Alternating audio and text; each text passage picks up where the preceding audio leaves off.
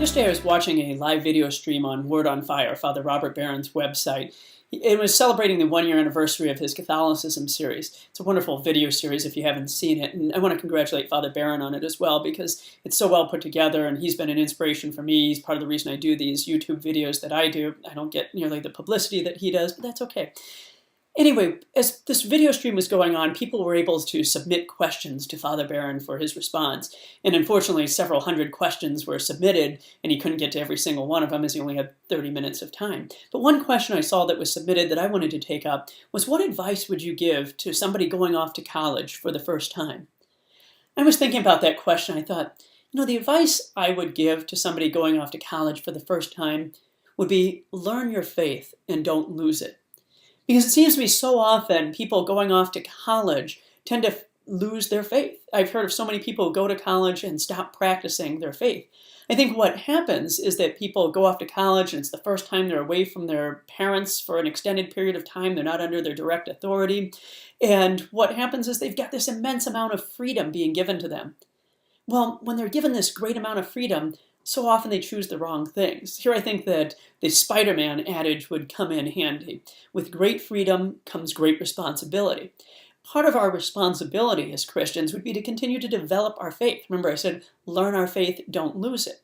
And the reason I say this is because so often we fail to learn our faith. What happens as Catholics, I think especially, is we get confirmed at 8th grade or 7th grade or freshman year of high school or something like that, and then we cease to do any more catechesis, any more study of the faith. We figure we've got it all, we've had it all from kindergarten to 8th grade, and we're done now. Well, that's a very immature approach to Catholicism. Certainly we wouldn't do this with other fields of study. Nobody in college is saying, well, I made it all the way through high school. I don't need to know any more about engineering. You're there to learn more. So often people go off to college to learn about themselves, who they are in relationship to other people, what type of career they might be called to, and what type of career they might be interested in. But I think it's also a good time for them to say, who am I as a Christian? And how can I develop my faith life? And I think that's an important question for college students to answer. Our faith tradition is filled with 2,000 years of some of the greatest thought known to humankind. Yet so often we dismiss it as if it's this simplistic mythology almost. We say, it's nice, it makes me feel good or something like that, but is it really real? Or we might even sit here and say, the church is just agendaed and it wants to do this, that, and the other, and it's got these different agendas, but it's not really saying anything that's intellectually based. Well, that's false. A lot of times what happens is we hear the headlines. People hear, the church is against abortion, and they say, but who are these people? And these are people who are celibate men. What can they say about abortion? Well, why don't you read and find out? Because this tradition isn't something new. This goes back to the earliest days of Christianity. Pick up a copy of the Didache, read that. Look through Humanae Vitae, read that. So often we don't read and we don't intellectually form ourselves in the Christian tradition. And that's a real problem for us. If we had stopped informing ourselves when it came to other fields of study, we'd be in great trouble. If we said, I made it through 8th grade, I don't need to learn mathematics anymore. Where would that leave us? Well, it'd leave us not knowing, algebra, calculus, trigonometry, geometry, all these sorts of things. And so we would never think of doing that. Yet when it comes to Christianity, we seem to do this all the time. So my advice to a college student would be, get to know your faith. Understand it, and understand it on a level that's appropriate for a college student to engage their faith on. Don't just be happy with an 8th grade level understanding of faith. To do this, most college campuses have a Newman community or some sort of a Catholic community that you can get involved with. Join those communities and see what activities they have that can help you learn who you are as a Christian.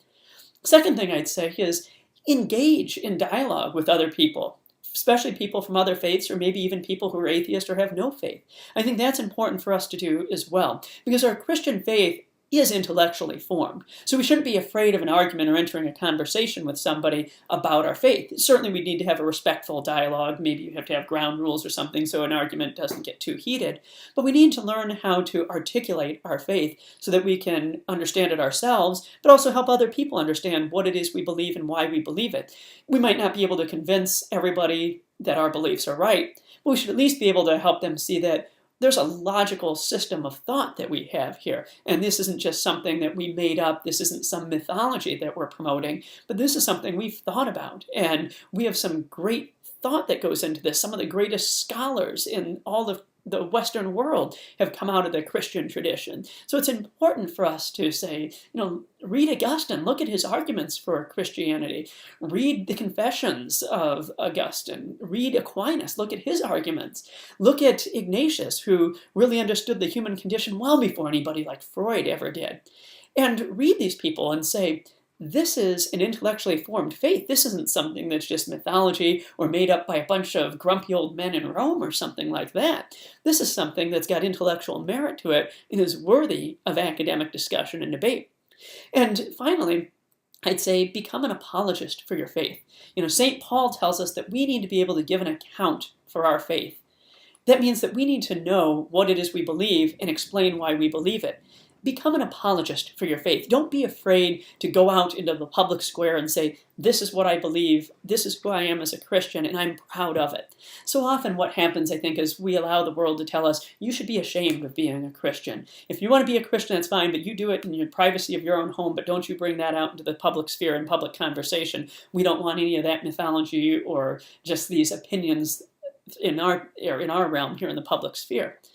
That's nonsense. That's nonsense. What we need to do is we need to say, hey, I'm a Christian. I'm proud of being a Christian, and let me tell you why I'm proud of being a Christian and why I am a Christian, because there's an intellectual reason. This isn't just something made up or something where I decided, yes, I'm going to choose this in the same way I chose, to have chocolate versus vanilla ice cream today. It's not a mere matter of opinion. There's truth behind these teachings in the church.